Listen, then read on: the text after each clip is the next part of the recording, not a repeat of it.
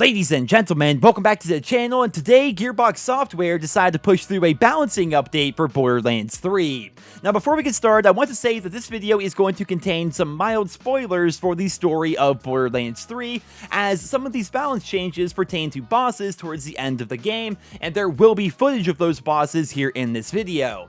I say this right here at the very beginning because I know not everybody has finished the main story on normal mode, and I'm also in the middle of posting my Let's Play, so if you want to avoid spoilers for two of the bosses towards the end of the game, feel free to click away from this video. With the introduction now out of the way, let's go ahead and start talking about some of the changes. As most of you guys know, after you beat the main story, you have the option to activate Mayhem mode. This is sort of similar to the overpowered levels that we had back in Borderlands 2, but it's a little bit different, right? You can choose to make the game a lot harder in exchange for more experience and more loot drops, and there are 3 different difficulty tiers of Mayhem mode. After my friends and I beat the main story, we decided we should grind up to level 50 on normal mode before entering True Vault Hunter mode, because that way, once we get in True Vault Hunter mode, all of the unique drops and rewards are going to be scaled to level 50, and they will continue to be useful, right? So we activated Mayhem 3 right away, and we were very surprised as to how many legendaries would drop in Mayhem 3.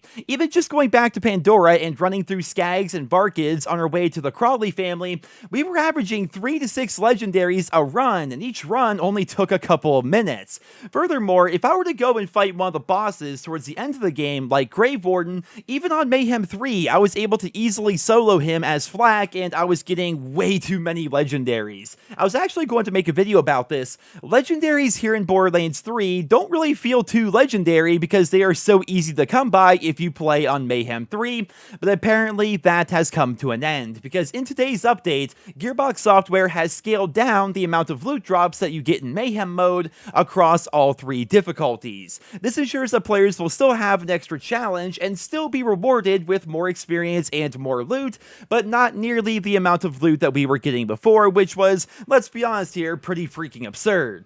Now, speaking of the Grave Warden, let's go ahead and talk about shotgun balance. Some of you guys no doubt have seen, if you've been on Reddit over the course of the past couple of days, that Torgue shotguns were ridiculously powerful when you use the sticky rounds function that they have. If you have a character that can build into it correctly, you can take a green Torgue shotgun from the Marcus vending machines, and you can go and melt vault bosses in seconds. Here I am with a common Torgue shotgun taking on the Grave Warden, and as you guys can see, because of these skills and abilities I can spec into as Flak, I was able to absolutely destroy the Grave Warden in just a couple of seconds. Well, after today's update, Torgue sticky shells have received a damage nerf with the intention of making it so cheese tactics like this are no longer viable. We'll see how well that actually plays out, but yeah, Torgue sticky shells have received a damage nerf as of today's update. Now on top of that, they've also adjusted the spawn rate of loot tanks here in this game. You guys may have heard about an infinite spawn point for a loot tank. This has been changed so that loot tanks once again feel special rather than just being something that you can constantly farm over and over.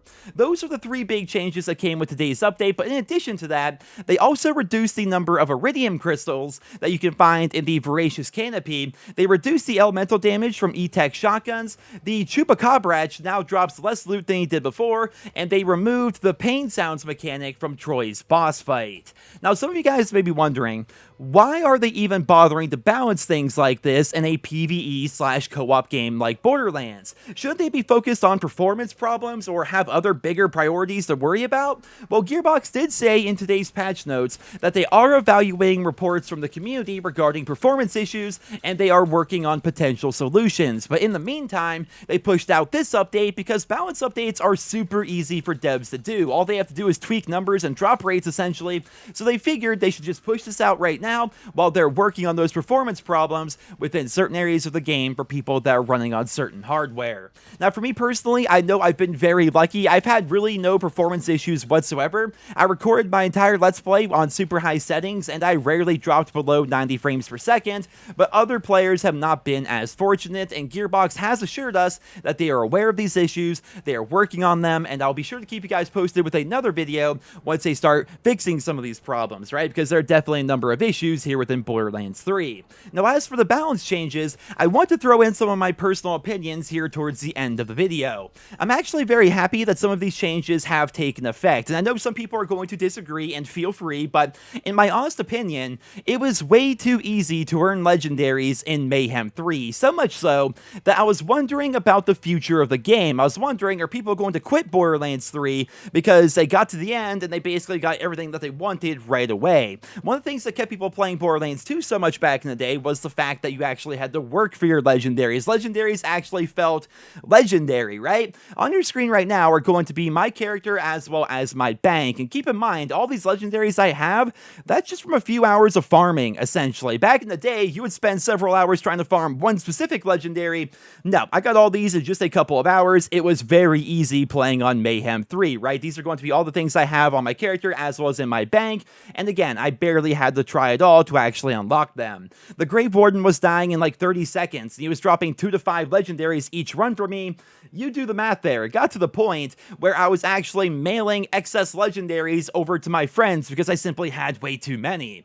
One of the reasons why I feel as though people loved Borderlands 2 so much was because legendary weapons actually felt legendary. The Warrior was notoriously stingy with the conference call and the Volcano and Scorch. I remember farming Scorch over and over trying to get to Hellfire, or even trying to farm Tubbies and Chubbies trying to get the right class mod, or trying to get a good Unkempt Herald from Savage Lee. This is what kept me playing the game, right? So when those items did drop, it felt super rewarding, and you had this really powerful weapon. On top of that, in Borderlands 2, you needed that good gear if you wanted to take down Terramorphous on true Vault Hunter mode, who at the same time dropped some of the best gear in the game, at least at that point in the game's life cycle, and you just really wanted to earn all that stuff, right? Because of that, I feel as though Borderlands 2 had a really good gameplay loop. Like, legendaries were hard to come by, you were using purples and blues even at endgame while you're trying to unlock some of these legendaries, and once you actually got them, you would use those legendaries on the raid boss to hopefully get some of his gear, and that gear kind of helped you as you went into DLC 1, and the game just had a really good gameplay loop. Well, here in Borderlands 3, I was able to get something like 30 legendaries in a day, and I was barely even trying for them, right? Before I even entered true Vault Hunter mode, I was already stocked up on so many level 50 legendaries that right now, I am honestly considering just vendoring all of them, right? That way, I could go back out in the world and earn them the right way by finding the farming locations for individual weapons,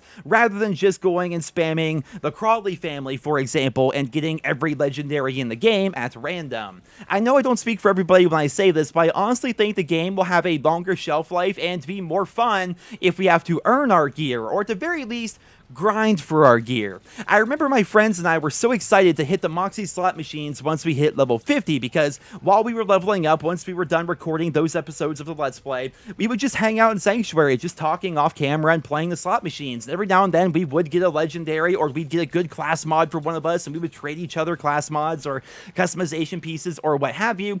It was a lot of fun, right? But ever since we hit level 50, we have not hit the slot machines whatsoever, because what's the point of doing that if we can just go to the Grave Warden and we can just shoot him a couple of times and he's going to drop us like 5 legendaries, right? So I'm pretty happy they changed up a number of these factors here. I want legendaries to actually feel legendary, and I think that's the best thing for the game going forward. But of course, feel free to disagree, leave your thoughts and feedback down there in the comments, and as always, I will keep you guys posted with more news and details about Borderlands 3 as that information becomes available. And here's the hoping that Gearbox Software does continuously update this game with more balance changes and more content updates. We do know for a fact that more content is coming. You guys have probably seen this image already. A Halloween event is coming. It's going to be a free update. There's going to be a free Malawan raid that's going to be coming out, as well as, of course, the paid DLCs, and I imagine even more free updates are also going to be coming. It very much appears that Borderlands 3 is going to adopt that games as service model, in which they are going to be continuously putting out these updates and giving fans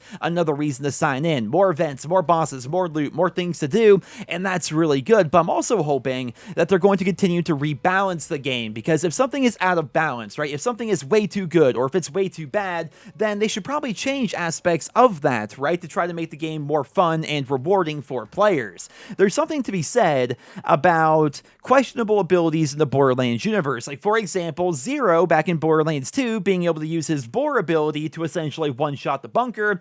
Should they have patched that, or maybe kept it in the game as it was? Like, for people that weren't Zero, so it was kind of annoying, but that just made you want to invite a 0 into your group to go and kill the boss. Or if you just want to go try to solo it as Krieg or Gage or what have you could do that as well. But it's definitely a very interesting discussion that we could have about the balance of the Borderlands universe and like what they should be doing with different weapons and different characters versus different bosses and all the different interactions that we find within the games themselves. But ladies and gentlemen, that's pretty much all I have for you guys here in this video. That is the first update for Borderlands 3, the first of many, I would hope. And as always, once again, I will keep you posted with more news and more details about this game as they become available. But for right now, stay tuned for the continuation of my Let's Play with my buddies, as well as look forward to some legendary weapon guides once I can finally blitz my way through True Vault Hunter mode and unlock every single area within the game. But all in good time, ladies and gentlemen. Until then, I hope you enjoyed the video. If you did, please drop me a rating, leave your thoughts and feedback on all of today's changes down there in the comments, and I hope you guys all have a wonderful day.